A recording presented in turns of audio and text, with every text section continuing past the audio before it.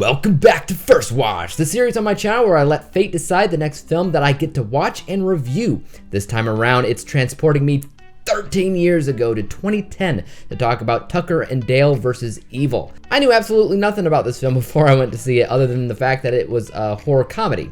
But let's get cracking. Tucker and Dale vs. Evil is a horror comedy that essentially creates a satire from older slasher joints where a bunch of college kids are on a bit of a vacation when they run into a couple of hillbillies that terrify them to the core. Soon they're all getting picked off one by one and they believe it's the hillbillies doing it, but in reality, the hillbillies are just a couple of lovable doofs and it's just one big misunderstanding and a pinch of bad luck that just gets worse and worse over time. For the most part, I feel like this review is going to be somewhat shorter than usually is because there's not a lot to break down about this movie. At the heart of it, it's just it's a silly horror comedy that knows exactly what it is, and it really isn't trying to be anything else. But it's also turned into something with a bit of a cult following over the years too, and something that people have been begging them to pull out sequels for, and I get it. I'm actually somewhat shocked that the film hasn't gotten a single sequel to, let alone 20. I mean, I half what expected there to be dozens of these movies, like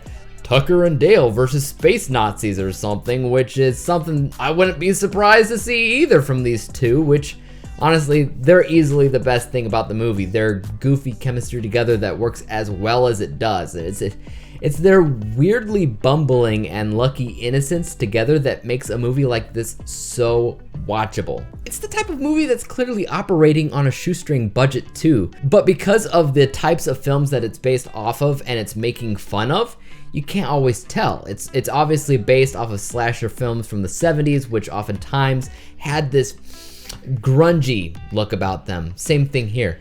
And it's because a majority of it's dealt with in the woods with a minimal cast. It obviously didn't have much of a budget, like I said, but it seems to work anyway. I mean, I laughed a lot watching this movie, which I'm pretty sure probably bugged my wife who was trying to sleep right next to me at the time. But I laughed just because of how many nods there are to classic horror films and the perspective of these hillbillies being completely misunderstood. I mean, the college kids, they look so stupid for assuming these hillbillies are a murderous duo. It's great. It makes you think about other Cabin in the Woods type horror films where the perspective really is on those college kids being afraid for their lives. I think in general, a horror comedy that focuses on this type of narrative, I don't know, I probably prefer Cabin in the Woods, which the humor there is a lot more subtle and smart, while the humor here is a lot dumber.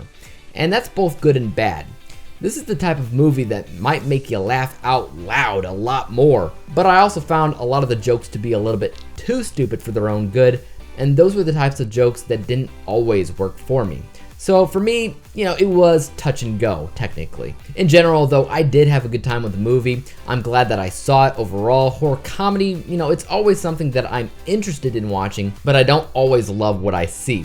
This was a good time, though, so let's take a look at my final score for a second, which I rated Tucker and Dale vs. Evil a B-letter grade. Final overall score of 76%. 76 out of 100 possible stars. That's actually a pretty darn decent score for horror comedy specifically, especially for a movie like this that's not really trying to win any awards or do anything special that's technically memorable other than the humor itself. So in a lot of ways, I feel like they landed on a bit of a gold mine by mistake.